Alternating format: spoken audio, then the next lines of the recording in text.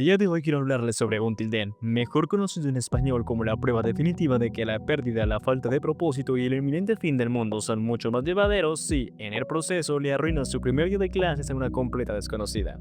Una y otra vez. Until Dawn mezcla pianos melancólicos, un drama sorprendentemente bien escrito y la aceptación de que hay cosas que no se pueden cambiar, pero que aún así siempre queda algo por hacer.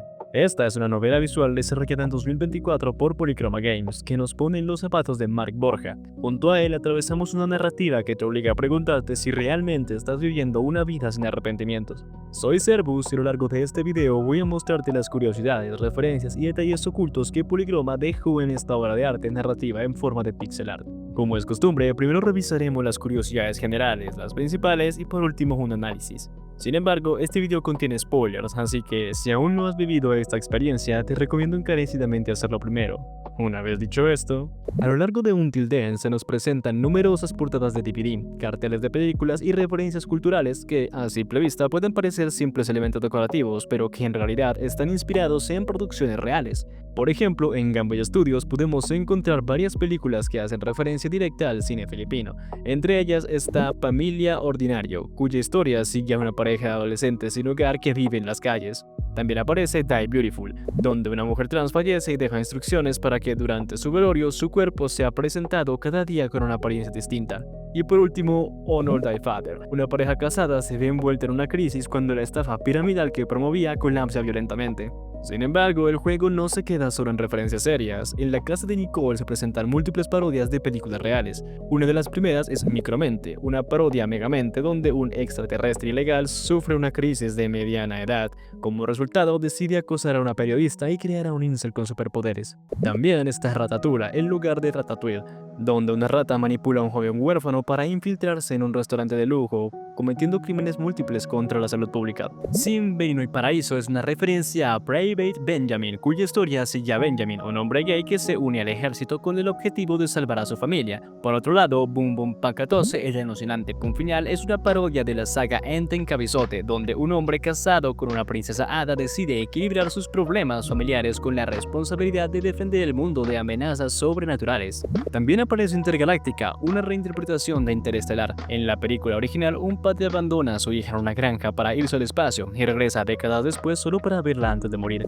Normal Activity, parodia de Actividad Paranormal. Aquí una chica le confiesa a su novio que un fantasma la acosa desde la infancia y él, en lugar de llamar a un cura, a un psicólogo o huir de la casa, decide ignorar todas las señales de peligro. Finalmente, Para, Suelta y Saca 12 hace referencia a la saga Shake, Rattle and Roll, una serie de películas de terror que combinan leyendas del folclore filipino con horror sobrenatural. También encontramos Sanadati, donde una mujer, el día de su boda, se reencuentra con su expareja, quien fue enviado como fotógrafo para cubrir el evento. He's Dating the Nerd, parodia de She's Dating the Gangster. Una chica con cardiopatía decide usar el tiempo que le queda de vida haciéndose pasar por la novia de un pandillero, todo con el objetivo de ayudarlo a darle celos a su ex. Como detalle adicional, la portada del DVD imita casi exactamente la pose de Kathy y Jaggy de la fotografía que tienen juntos. También encontramos Rhythm, una parodia de That Thing Called Hannah, donde un hombre con una paciencia infinita conoce a una desconocida llorando. En lugar de seguir con su vida, decide gastar sus ahorros viajando con ella solo para escucharla quejarse de su expareja. La Noche con Boy Profusio, clara parodia del programa filipino Tonight with Boy Abunda. En dicho show, se entrevistó a Paolo Curipot, quien es a su vez una parodia de Paolo Ballesteros, reconocido comediante y drag queen filipino. Tito, Vic y Joy,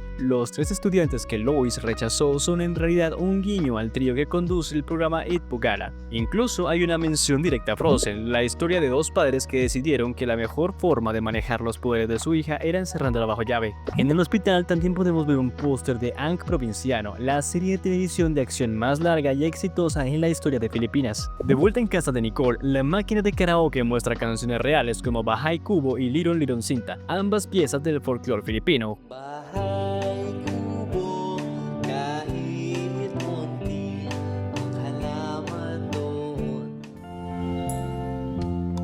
Leron sinta, buko ng papaya. Junto a Auld Lang Syne, una canción tradicional escocesa que suele utilizarse para despedir el año viejo.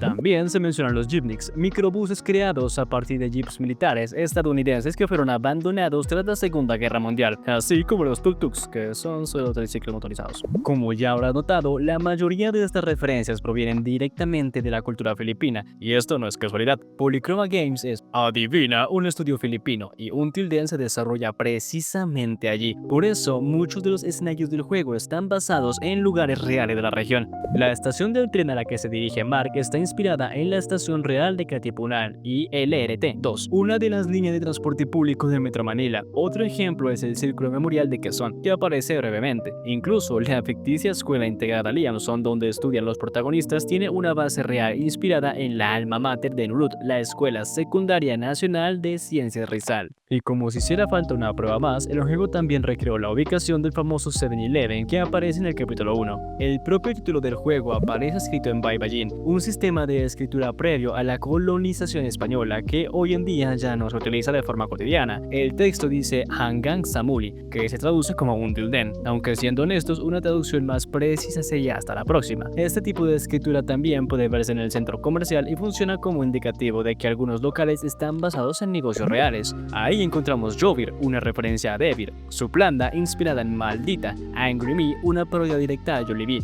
además de Farmacia Generic, la cadena Angel's Burger, bastante conocida en Filipinas, y un guiño a Starbucks bajo el nombre Starbucks. Pero el juego no se limita únicamente a referencias locales. Por ejemplo, cuando Mark está matando neuronas en su celular, como se debe, podemos ver una imagen que recrea a los famosos Emo Kids o Emo Avatar, una de las ilustraciones más virales de los años 2000. Esta imagen fue creada por Irene Skrichalski, artista taiwanesa estadounidense reconocida por su trabajo en cómics como Unbelievable Wemple.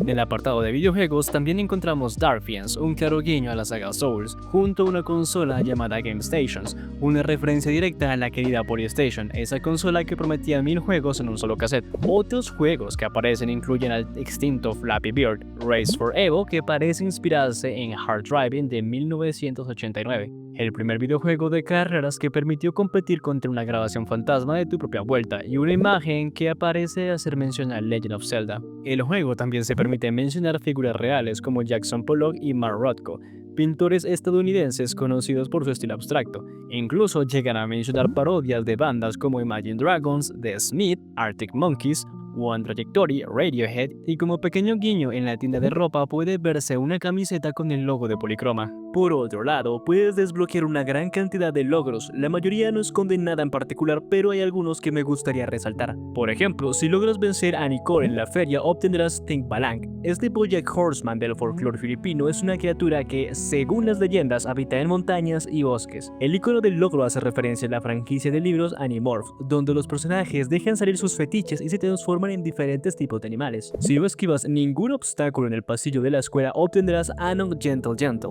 En la imagen se muestra a los estudiantes coreando una sentencia de muerte a Mark. Verás, hay una escena del anime Yu Yu Hakusho donde los espectadores de un torneo en el doblaje filipino gritan Tapushin, aparentemente pidiendo la muerte de uno de los competidores.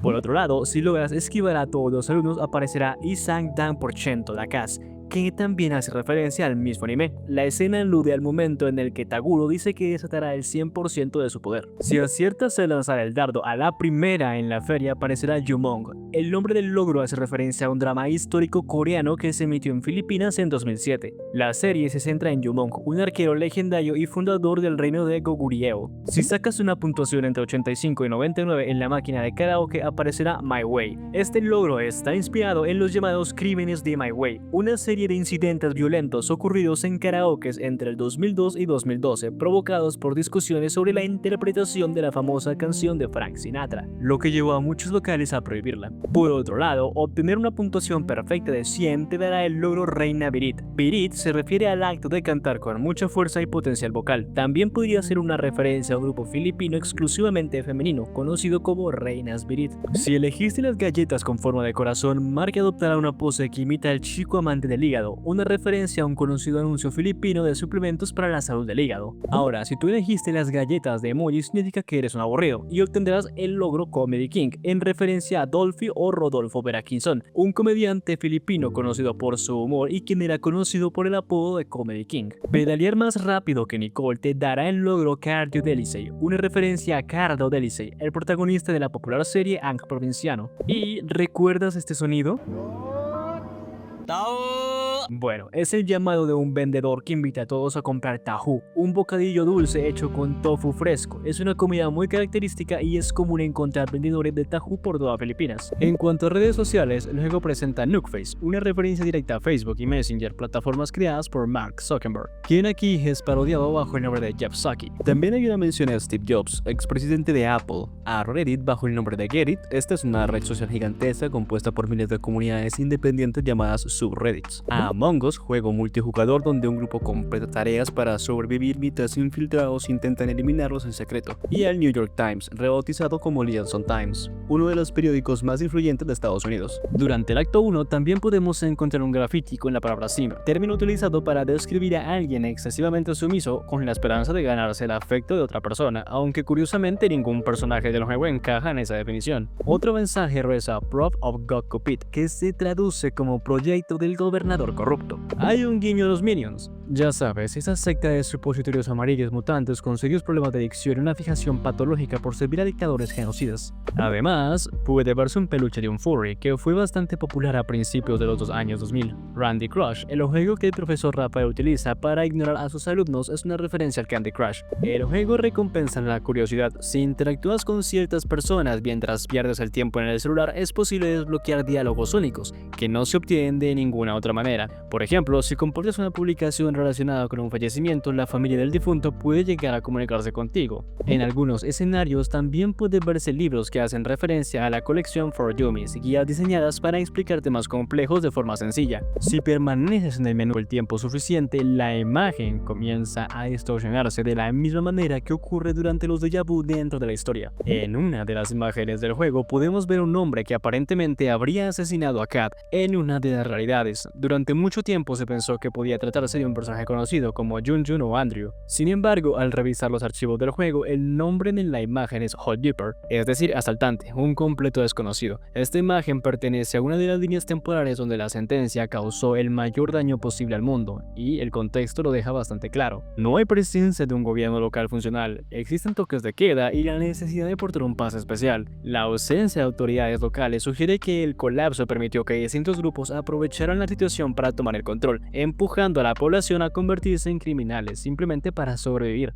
Esta no es solo la línea temporal más violenta, sino que nos da a entender que tanto Jake como María, al hacer varios reinicios, son indirectamente responsables de muchas muertes. Lizzie de la Cruz iba a ser el cuarto miembro de MCR en las versiones preliminares del juego, sin embargo al final fue descartada, así como también lo fue Jonathan de la Torre, otro personaje de quien tampoco sabemos mucho. La primera vez que visitamos el club de piano, conocemos a Justin y a Samantha. Sam en particular menciona el modo locrio, el séptimo modo de la escala mayor. Si tocamos la escala de do mayor, pero comenzamos y terminamos en si, estaremos tocando en si locrio. Este modo es conocido por su sonoridad inestable y tensa. De hecho, si estuvieras en una película de terror y fueras perseguido por, qué sé yo, las consecuencias de las decisiones y acciones que has tomado en toda tu vida, lo más probable es que la música de fondo estuviera en modo locrio. Preguntarle a Mark sobre ello es básicamente como preguntarle a alguien que sabe sumar si puede resolver una ecuación diferencial. Saab es un cerebrito en teoría musical y el juego no se molesta en ocultarlo.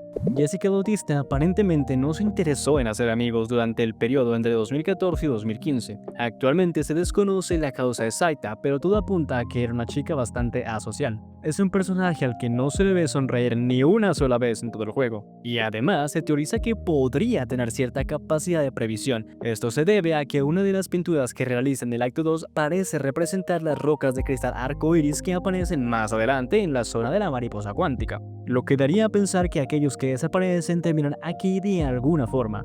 Días antes de su desaparición podemos verla en el centro comercial comprando materiales para pintar. De hecho, existe una imagen tomada por este usuario que muestra con mayor claridad este detalle. La foto de perfil de Brian Pascual en Nookface es una variación clara del personaje de Morty Smith de la serie Rick y Morty. De forma similar, la foto del perfil de Kyle hace referencia a Yorick, personaje de League of Legends, Masters, juego que dentro del universo de Until Dawn es mencionado como League of Mancos o League of Mashers. Sabemos además que Kyle llegó a hacer un trabajo escolar junto a Lois, pero al no cumplir con su parte, ella termina gritándole por su evidente pereza. Todos poseen fotos de perfil distintas. Muchas de ellas referencian a memes como el Vibe Check o a imágenes famosas. En apariencia no parecen tener gran relevancia, pero dejando de lado al Kyle, existe un perfil que destaca por tener más información que el resto a pesar de no ser un personaje relevante, el de Gaby Santos, un personaje que no parece influir directamente en la trama. Como detalle adicional, desde el inicio del juego es posible ver los perfiles de personajes con los que vamos a interactuar a futuro, como Samantha y Justin. Ángel Naval comparte apellido con Kyle Patrick Naval, compositor de la banda sonora de Until Dawn. Durante el baile se la ve acompañada de Edward Nepomuceno. En esta escena también podemos ver un pequeño guiño a Kratos, el protagonista de God of War. Lo curioso es que los dos personajes que aparecen se teoriza que podrían ser los novios de estas dos, aunque el juego nunca lo confirma. Y por cierto, la estatua que aparece al fondo es una referencia a Julio César, líder romano que sobrevivió a guerras, conspiraciones y política romana, pero no a una reunión entre amigos. Por cierto, los desarrolladores habían planeado revelar el rostro de Jun Jun Chávez si ganaban la nominación en los PlayStation Game Awards, pero esto no ocurrió, por lo que su apariencia sigue siendo un misterio. Jun Jun es además el único personaje con nombre propio que se comunica una sola vez en todo el juego. Tampoco está claro si realmente duerme todo el tiempo, ya que es imposible trasladarlo del aula de clase al del club de piano sin moverlo, aunque considerando el evidente nepotismo y las libertades que le concede su madre, la señora Chávez, no sería descabellado pensar que otros lo hagan por él. Mike Aguilar forma parte de la banda de Strongs, compuesta por 4 miembros: Mike como vocalista y guitarrista principal, Julian como guitarrista rítmico y vocalista, Andrew en el bajo y Robert en la batería. El nombre de la banda es una clara referencia de Strokes, y el álbum que vemos en el juego, This Is It, hace referencia alusión directa a su álbum debut del 2001. Dentro de su repertorio aparecen al menos 3 canciones cuyos títulos hacen referencia directa a canciones reales del álbum: This Is It como Is This It, Fully Legal a Very Legal y That Night en lugar de Last Night. Además, el disfraz de Mike durante el baile es una referencia al héroe mitológico Heracles, más conocido como Hércules. Ellis Manahan adopta una pose que recuerda claramente a Mónica, personaje de Doki Doki Literature Club, juego que también aparece referenciado en Until Dawn y al que Mark juega durante el primer acto. Sabemos además que Elise, Carlo y aparentemente Justin asisten a la boda entre Mark y Nicole. Un detalle fácil de pasar por alto es que Carlo, este amargado que está aquí, sonríe brevemente tras la presentación de Mark mostrando orgullo, y la única obra que se le escucha interpretar es Las 4 estaciones invierno de Antonio Vivaldi.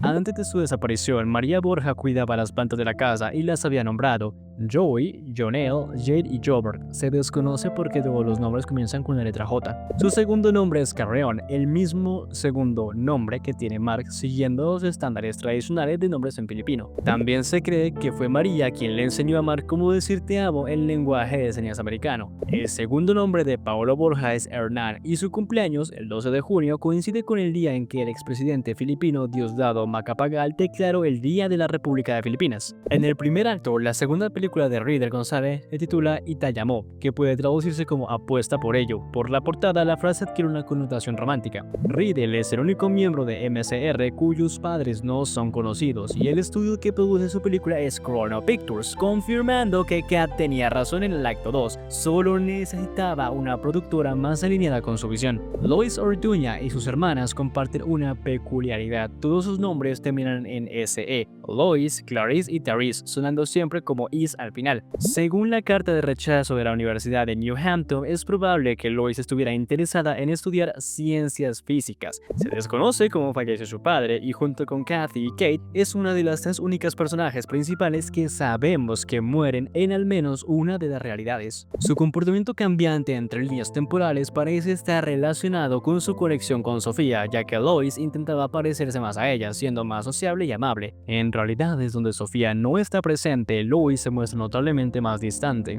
El experimento de la doble rendija que vemos realizar a Lois demuestra que en el mundo microscópico el acto de observar cambia el resultado. Sin observación, las partículas se comportan como ondas, al observarlas se comportan como partículas. Es como alguien bailando solo en una habitación, cuando nadie lo ve, baila libremente. Cuando alguien entra, se queda quieto. La idea clave es que la realidad no es fija y que el acto de observar influye directamente en lo que ocurre. Catherine Joyce Portillo mostró un enamoramiento hacia Jackie Navarro, pero a lo largo del juego también manifiesta interés romántico por Lois, Kate, Nicole y Sofía, lo que confirma que primero, no puedes dejar a Catherine sola con tus amigas, y segundo, que es bisexual. En el acto 2, mientras Mark revisa las fotos que Riddle tomó en la feria mientras Catherine duerme, ambos recrean el meme de Tú soy Jax Pointing. Sabemos que Catherine se desempeña mal bajo presión, algo evidente durante el inicio del acto 2. Su foto de perfil en el chat grupal de MCR utiliza la misma imagen que su perfil personal, el cual además incluye una silueta del meme Sonic, una parodia de Sonic the Hedgehog, personaje también referenciado en los arcades del centro comercial. La razón por la que Kat no encuentra el perfil de Kate es porque la secretaria de la secundaria Liaison no etiquetó correctamente su cuenta. En el baño de Catherine se puede observar 5 cepillos de dientes. Sabemos que vive con sus 2 padres y su hermano, lo que deja un cepillo extra de origen desconocido. Catherine es la única integrante de MCR con un hermano biológico confirmado. En el epílogo se la ve asistiendo a terapia psicológica junto a él, lo cual se deduce por un cartel de mindfulness, una práctica común en terapia. Se identifica como publiófila y su vestido durante el baile presenta detalles de mariposas, símbolo recurrente en el juego. Las mariposas también aparecen en fondos y en la forma que adoptan María y Jake para observar a Mark y Nicole, funcionando como un guiño directo al efecto mariposa, donde pequeñas acciones generan consecuencias enormes, exactamente lo que ocurre cada vez que María y Jake reinician los bucles. Until Dawn no nació de la nada, de hecho el juego fue concebido originalmente como una secuela directa de Sin, uno de los primeros títulos desarrollados por Polychroma. Aunque la idea de una continuación formal fue descartada, el estudio decidió conservar una red densa de paralelismos, nombres y dinámicas que homenajean ambas obras. Por ejemplo, la relación central entre Mark Borja y Nicole Laxamana es un reflejo directo de la dupla conformada por Mark Biddle y Nicole Tyler en Sin.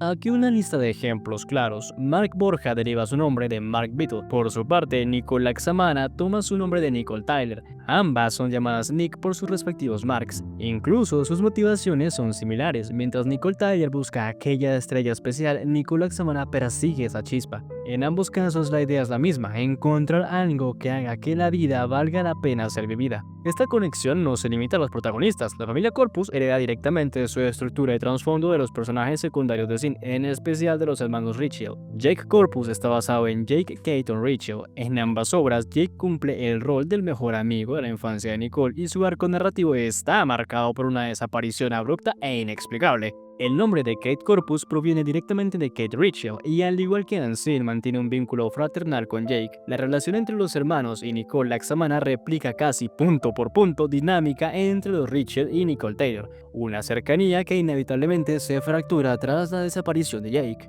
Incluso Valerie Laxamana, la madre de Nicole, toma su nombre de Valerie Tyler, la madre de Nicole Tyler en Sin, preservando así el vínculo madre-hija que existía en el concepto original de la secuela. Entrando ya de lleno en Nicole Laxamana, cuando visitamos su casa por primera vez sabemos que Mark la acompañó a comprar ropa. Sin embargo, a pesar de haber adquirido varias prendas, Nicole usa prácticamente la misma ropa durante todo el juego. Nicole nació el 14 de febrero de 1999 en pleno día de San Valentín. Su comida favorita es el sisig de cerdo, un plato típico de Pampanga, lo que sugiere que la familia Laxamana podría provenir de esa región ubicada al norte de Manila. A nivel visual, sus colores predominantes son el amarillo y el verde, tonos que aparecen en el icono del juego junto con el azul y pequeños acentos naranjas que corresponden a los colores asociados a Mark Borja. Nicole posee 3 partituras importantes: Liebesfreude de Fritz Kirchler, la sonata para piano número 14, Claro de Luna de Beethoven, referenciado incluso en el esqueleto del salón de piano, y la suite Bergamasque, tercer movimiento de Claude Debussy. Curiosamente, no la vemos interpretar ninguna de estas piezas en pantalla. Nicole también es fan de Strokes, algo que se menciona en el acto 2, dejando claro que ella y Mark comparten gustos musicales. Durante el ciclo 1, después de ayudar a Mark interpretando Wedding Day de Grieg, Nicole toca otras 2 piezas. Una de ellas es la campanera de Liszt Paganini.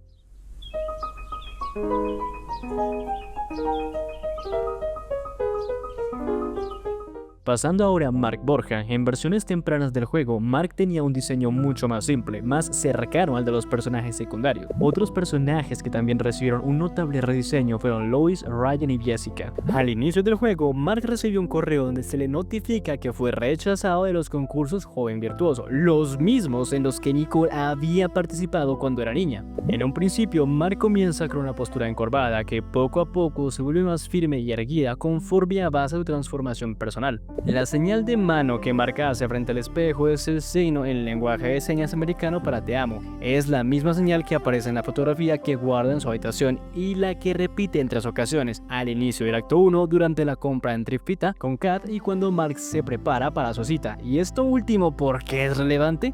Bueno, en la cultura filipina existe la creencia de que los muertos pueden verse en los espejos. Esto explicaría por qué Mark hace esta seña frente al espejo. Él podría estar aceptando sutilmente la muerte de su madre y o sería su forma de decirle te amo, incluso cuando llegó a odiarla por un tiempo. Sabemos que Mark practica piano por su cuenta usando diversas partituras, entre ellas una mención a Frédéric Chopin, uno de los máximos exponentes del romanticismo musical. También se sugiere que esta figura que aparece en uno de los flashbacks de Nicole podría ser en realidad Mark en otra de las realidades reconstruidas por María y Jake, aunque esto no se ha confirmado de forma oficial. Los tableros de anuncios escolares son interactivos, puedes retirar todas las tachuelas, pero si intentas hacerlo cuando los militares custodian, ellos te reprenderán, ya que quitar esos avisos podría provocar que la comunidad pierda información vital sobre cómo sobrellevar la crisis causada por la sentencia. Y hacerlo te dará un logro donde Mark está siendo golpeado con un bate, en referencia al meme de Bong Dot. Además, si retiras todas las chinchetas de todos los tableros, en todos los actos y capítulos desbloqueas el logro Head Armor. El icono hace referencia a un jugador de Elden Ring llamado Let Me Solo Her, el cual es conocido por ayudar a otros derrotando jefes en solitario y a menudo sin recibir daño. Algo que no es una teoría es la cantidad de planos simbólicos que hay en el juego. Por ejemplo, en esta escena podemos ver a Mark en la oscuridad al no tener esa chispa y a Nicole imbuida de luz, generando un contraste entre ambos, así como después podemos ver a Mark en la luz mientras que Kat, al pasar por una situación familiar compleja y pensar que sus amigos la están dejando atrás, está completamente en la oscuridad.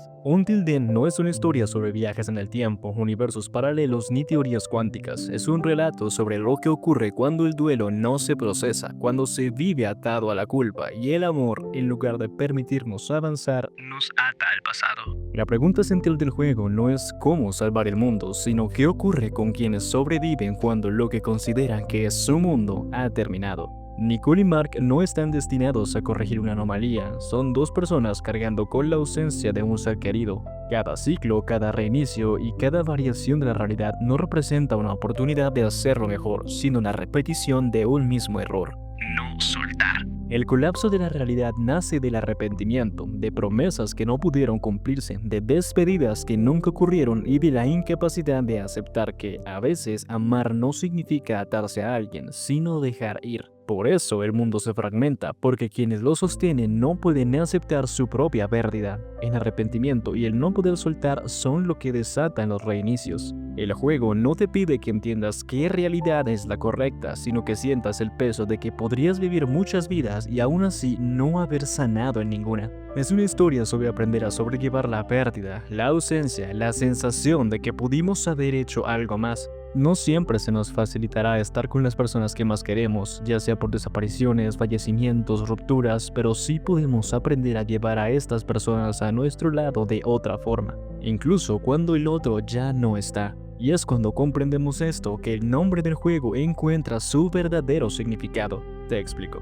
En el juego se encuentran dos pérdidas importantes, las aparentes muertes de Jake Corpus y María Borja. Ambos ocupan un lugar similar en la historia, desaparecen dejando promesas inconclusas y creyendo haberle fallado a alguien a quien amaban. Jake desaparece sin despedirse de Nicole, no hay una explicación que cierre el vínculo para ella. Nicole queda suspendida en una espera eterna, convencida de que mientras siga buscando, Jake seguirá existiendo. María, por su parte, se va a trabajar al extranjero creyendo que su sacrificio garantizará el futuro de su hijo. pero su regreso no ocurre. Mark no solo considera que ha perdido a su madre, sino también la posibilidad de reconciliarse con ella. Jake y María no pueden regresar y al ser incapaces de soltar, manipulan la realidad desde su culpa, con la idea de darle a Nicole y Mark aquello que ellos mismos no recibieron, una segunda oportunidad, para que en esta nueva ocasión ambos puedan seguir con sus vidas sin arrepentimientos. El primer bucle se desata a pesar de que Mark y Nicole pueden vivir una vida plena y feliz entre ellos porque Mark se arrepiente de no haber podido salvar a Kat. Lo mismo con el segundo. Nicole también abre puerta a que se desaten los reinicios al no poder reconciliarse con Kate, pero no importa el bucle que sea porque siempre está presente el arrepentimiento de cómo terminaron las cosas, tanto con María como con Jake. Cada reinicio obliga a estos dos a vivir realidades distintas, cargando siempre con la misma herida, que no sanará hasta que dejen ir aquello que no les permite seguir avanzando, el arrepentimiento. Por eso el mundo no se rompe de inmediato, sino de forma progresiva. La realidad se degrada al mismo ritmo que los personajes se niegan a aceptar la pérdida. Cada intento de arreglarlo profundiza el daño creado a partir del miedo a dejar ir. Solo cuando Jake y María comprenden que seguir interviniendo prolonga el sufrimiento es que deciden parar este ciclo, confiando en que Mark y Nicole podrán entender que deben dejarlos ir y solo entonces el mundo, es decir, sus vidas, podrán continuar. Mark no es un protagonista que quiera salvar el mundo, apenas quiere levantarse de la cama. Desde el inicio vive soñando que María volverá y aunque esté detenido viviendo en el momento en que su madre desapareció, es él y solo él quien puede despertarse a sí mismo para ponerse los pies en la tierra, conectar con la realidad y seguir avanzando. La desaparición de María es una herida abierta. Mark no pudo despedirse, ni perdonar ni ser perdonado. Su último recuerdo no es el sacrificio que su madre hizo por él, sino la sensación de haber sido cruel con ella. Por eso se arrepiente, porque se culpa a sí mismo por haberla odiado, por no haberse disculpado, por no haber pasado más tiempo con ella, por no poder aceptar que ya no está y no podrá cambiar eso. Cuando Catherine muere o desaparece, esta herida se reactiva. La culpa de no haber hecho suficiente vuelve a hacerse presente. Mark no corre solo para alcanzar a Catherine. Cada intento de salvarla no solo busca cambiar el futuro, sino corregir su pasado, ya que si logra salvarla, puede demostrarse que esta vez sí pudo hacerlo bien. Por algo, el gesto de decir te amo frente a su reflejo refleja a alguien intentando hablar con quien ya no está. Lo más cruel es que Mark sí cambia. A lo largo de los ciclos madura, toma decisiones más firmes, se vuelve más consciente, pero cada reinicio borra ese progreso. Solo en el verdadero final ocurre algo distinto. Acepta su dolor, no lo niega o ignora, aprende a vivir con él sin dejar que decida por él. Nicole, en cambio, no pierde a Jake de golpe, lo pierde sin explicación. No hay cuerpo, no hay despedida, no hay certeza. Ella sigue viviendo, estudia, se relaciona, retoma el piano, es funcional, responsable, talentosa y aún así está anclada al pasado. No porque quiera, sino porque no sabe cómo salir de él. Time is Tearing Us Apart lo expresa bien. Es una obra dirigida a alguien que ya no está, pero que sigue presente. Jake nunca escuchó la pieza y eso la convierte en un diálogo unilateral sin respuesta. Mark evita mirar atrás. Nicole vive constantemente haciéndolo. Y entonces ambos mundos colisionan. Al conocerse se muestran algo doloroso pero mutuamente necesario, que es posible mantener ese amor y cariño a quienes ya no están en este mundo y que es posible resignificar esta pérdida a pesar de lo desgarrador que pueda ser en un principio. Catherine, por su parte, no parece tener un objetivo en el mundo. A pesar de que siempre está para dar su apoyo a los demás y de impulsarlos a avanzar, la escena del juego de carreras revela algo más. Catherine deja ganar a Mark porque ya no compite. Mientras los demás avanzan hacia sus metas, ella se queda atrás sin saber hacia dónde ir. El mundo puede reiniciarse una y otra vez, pero Catherine parece no poder avanzar, al menos no a sus propios ojos. A esto súmale los conflictos en su hogar marcados por el abuso físico y emocional. Catherine no necesitaba ser salvada, necesitaba creer que vale la pena seguir.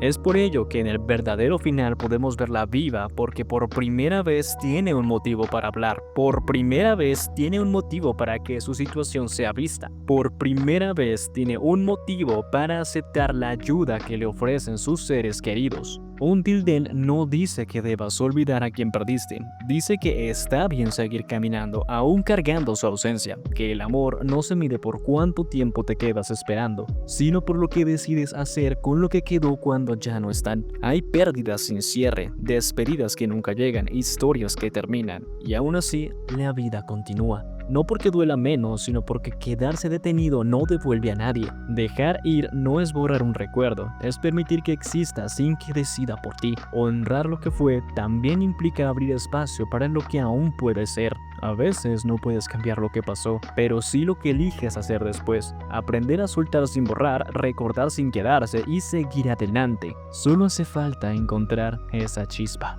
Felicidades, ya tienes casi todo lo necesario para ser un Until Master. Es posible que me haya dejado alguna curiosidad por el camino. De ser el caso, te invito a mencionarla en los comentarios. La parte 2 debería salir después de que el DLC del juego haya sido lanzado y por supuesto si hay material para mencionar. Allí igualmente te presentaré las curiosidades que falten y quizá un análisis de lo que podamos ver. Espero que el vídeo te haya entretenido. De ser así, recuerda que puedes suscribirte, reaccionar o dejar tu comentario aquí abajo. Me encanta leerlos y poder responder a sus dudas. Sin más, espero verte luego.